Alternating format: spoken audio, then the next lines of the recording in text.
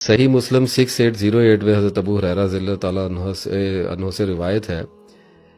فرمایا رسول اللہ صلی اللہ علیہ وسلم مکہ کے ایک راستے پر چلے جا رہے تھے کہ آپ کا ایک پہاڑ کے قریب سے گزرنا ہوا جس کو جمدان کہا جاتا ہے۔ آپ سے نے فرمایا چلتے رہو، یہ جمدان ہے۔ اب مفردون بازی لے گئے۔ صحابہ کرام نے پوچھا ہے اللہ کے رسول صلی اللہ علیہ وسلم مفردون سے کیا مراد ہے؟ فرمایا کثرت سے اللہ کو یاد کرنے والے مرد اور عورتیں۔ صحیح مسلم 2700 میں حضرت ابو ہریرہ رضی اللہ تعالیٰ عنہ اور حضرت ابو سعید خدری رضی اللہ تعالیٰ عنہ دونوں نے حضور نبی کریم صلی اللہ علیہ وسلم کے بارے میں گواہی دی کہ آپ صلی اللہ علیہ وسلم نے فرمایا کہ جب بھی لوگ اللہ کے ذکر کے لیے بیٹھتے ہیں انہیں فرشتے ڈھانپ لیتے ہیں اور رحمت انہیں اپنی آغوش میں لے لیتی ہے، سبحان رب العالی، اور ان پر سکینت کا نزول ہوتا ہے، پیس اترتا ہے۔ اللہ تعالیٰ ان کا ذکر اپنی بارگاہ کے حاضرین میں کرتا ہے۔ اور صحیح مسلم 148 حضرت انس رضی اللہ تعالیٰ عنہ سے مروی ہے کہ رسول اللہ صلی اللہ علیہ وسلم نے فرمایا کہ اللہ اللہ کہنے والے کسی شخص پر قیامت نہیں آئے گی، یعنی جب قیامت آئے گی تو دنیا میں کوئی بھی اللہ اللہ کہنے والا نہیں رہے گا۔ ابھی ذکر کی فضیلت پہ اور کیا بات کرنی ہے اس کے بعد۔ ترمذی 3377 میں حضرت ابو درداء رضی اللہ تعالیٰ عنہ سے روایت کہ حضور صلی اللہ علیہ وسلم نے فرمایا کیا میں تمہیں تمہارے اعمال میں سے سب سے اچھا عمل نہ بتاؤں جو تمہارے رب کے ہاں بہت بہتر اور پاکیزہ ہے اور تمہارے درجات میں سب سے بلند ہے؟ میری پچھلی گفتگو کو یاد رکھیے گا۔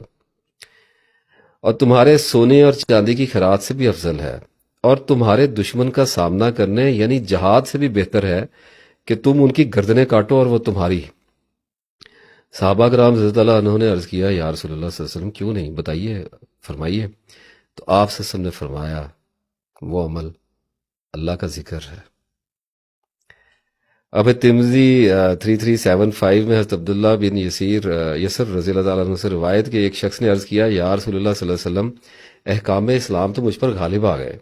یعنی بہت زیادہ ہو گئے ہیں، میں ان کے نیچے دب گیا، تو کچھ تھوڑی سی چیز مجھے ایسی بتا دی جس پر میں مضبوطی سے جمع رہوں۔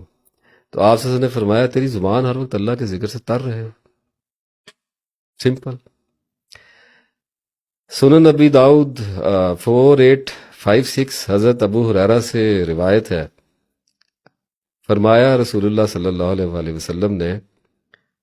جو شخص کسی جگہ یا مجلس میں بیٹھا اور اس میں اس نے اللہ کا ذکر نہ کیا تو اللہ تعالیٰ کی طرف سے اس پر ندامت وارد ہوگی، اور جو بستر میں لیٹا اور اس میں اللہ کا ذکر نہ کرے تو اس سے بھی اللہ تعالیٰ کی طرف سے ندامت ہوگی۔